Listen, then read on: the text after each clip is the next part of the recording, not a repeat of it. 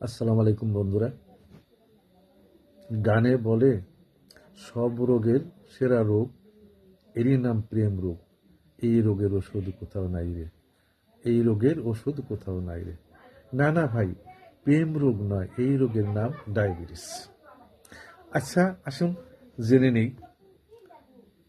AI এবং Wikipedia বিশ্লেষণ মতে এটাকে বাংলায় বলে বহুমূত্র রোগ। এই রোগে রক্তে গ্লুকোজ বা শর্করার পরিমাণ বেশি থাকে। এর কারণ হলো শরীরে হরমোন নামক ইনসুলিন তৈরি করতে পারে না।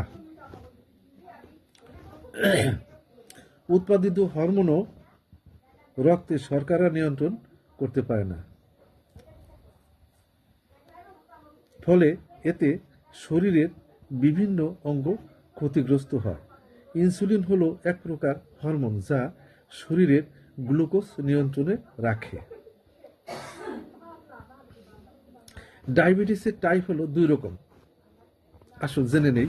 এক নম্বর হলো টাইপ 1 ডায়াবেটিস। এটা এমন একটি রোগ যার নাম অটোইমিউন রোগ, অর্থাৎ শত অনাক্রম্য রোগ। সোজা কথা, দেহের রোগ প্রতিরোধ ক্ষমতা কমে যাওয়া এবং এতে শরীরের বিভিন্ন অঙ্গ ক্ষতিগ্রস্ত হতে পারে, যাহা দীর্ঘস্থায়ী হয়। ইহা অগ্নাশয়ের ইনসুলিন উৎপাদনের কোষগুলোকে ধ্বংস করে দেয়, ফলে শরীর ইনসুলিন তৈরি করতে পারে না। আচ্ছা আসেন এবার নাম্বার 2, টাইপ 2 ডায়াবেটিস। এটার ক্ষেত্রে শরীর ইনসুলিন তৈরি করতে পারলেও যা অপর্যাপ্ত পরিমাণ মতো তৈরি করতে পারে না।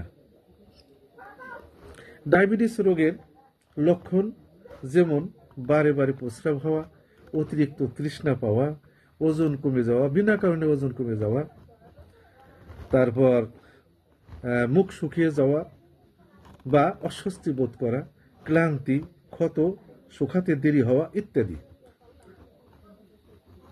এই রোগ নিয়ন্ত্রণ না রাখলে চোখ, কিডনি, স্নায়ু এবং হার্টের মারাত্মক জটিলতা সৃষ্টি করতে পারে। তাই একে নীরব ঘাতকও বলা হয়ে থাকে। এই রোগ নিরাময়যোগ্য নয়, তবে সঠিক খাদ্যাভ্যাস, ব্যায়াম ও চিকিৎসার মাধ্যমে ইহা নিয়ন্ত্রণে রাখা সম্ভব।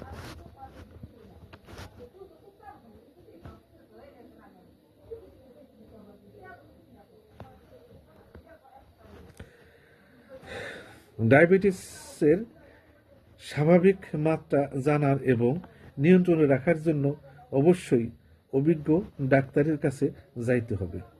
ডায়াবেটিস সম্পর্কে সকলের ধারণা